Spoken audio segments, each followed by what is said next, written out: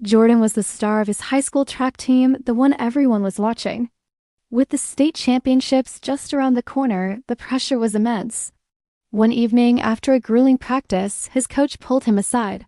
He looked Jordan in the eye and said, "Son, you've got the talent. But some guys out there, they get a little extra boost. No one really checks that hard, if you know what I mean." The words hung in the air, heavy and tempting.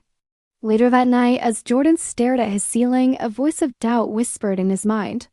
"Just this once," it hissed. "Imagine that gold medal. Think of the glory. It's your destiny. Take it." The idea was planted and it started to grow. Jordan saw the faces of his teammates, his family, all of them expecting him to win. The weight of their hopes felt crushing. He thought about the scholarship offers, the future he dreamed of since he was a kid. Was a small shortcut really so bad if it guaranteed everything he'd worked for? He felt himself slipping, starting to justify it.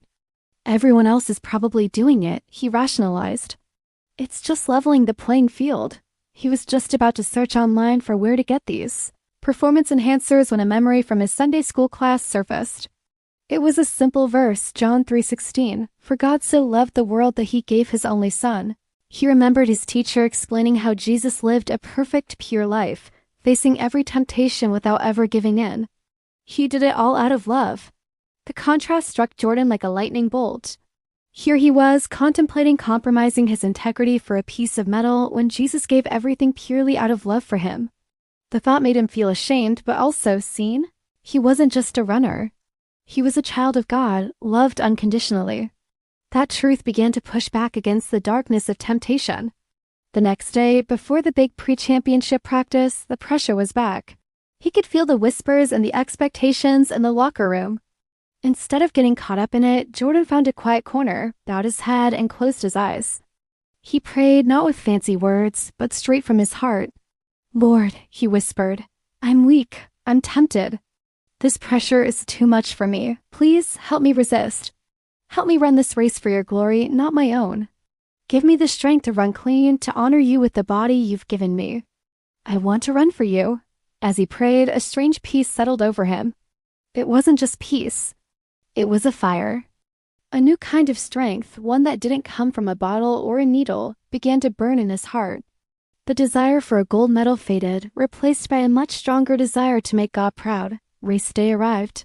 The stadium was roaring, a sea of faces and noise. As Jordan took his place at the starting line, the old anxiety tried to creep back in. But this time, he wasn't alone. He took a deep breath and remembered his prayer. He wasn't running for the crowd, for the scholarship, or even for himself. He was running for an audience of one. When the starting pistol fired, it felt different. His legs pumped, his lungs burned, but it felt pure. Every stride felt empowered. It was as if God himself was running alongside him, whispering, "You can do this. I am with you." He didn't focus on the runners next to him. He focused on the finish line, picturing himself running straight into the arms of his Savior. He pushed harder than he ever had before, fueled not by a synthetic boost, but by divine strength. He crossed the finish line, gasping for air, and looked up at the clock. He had done it. He hadn't just won. He had shattered his personal record, and he had done it clean. Standing on the podium with the gold medal being placed around his neck was a surreal moment. A microphone was held up to his face. Everyone expected him to thank his coach or his family, and he did. But then he did something unexpected. Most of all, Jordan said, his voice clear and strong, "I want to thank my Lord and Savior, Jesus Christ.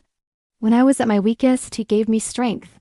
He showed me that true victory isn't about winning at any cost, but about honoring him in everything you do." A hush fell over the crowd, then erupted into applause. In that moment, his victory became more than just a race. It became a testimony that inspired everyone who heard it. Jordan's story is a powerful reminder for all of us. Life will present you with shortcuts. The world will tell you to win at all costs.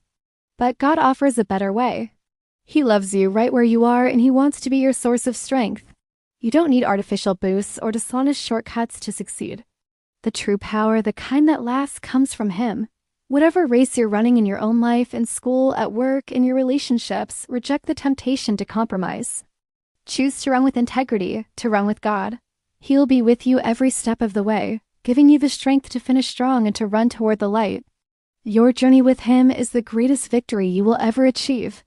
Thanks for watching. If this story encouraged you, please like and subscribe for more messages of hope.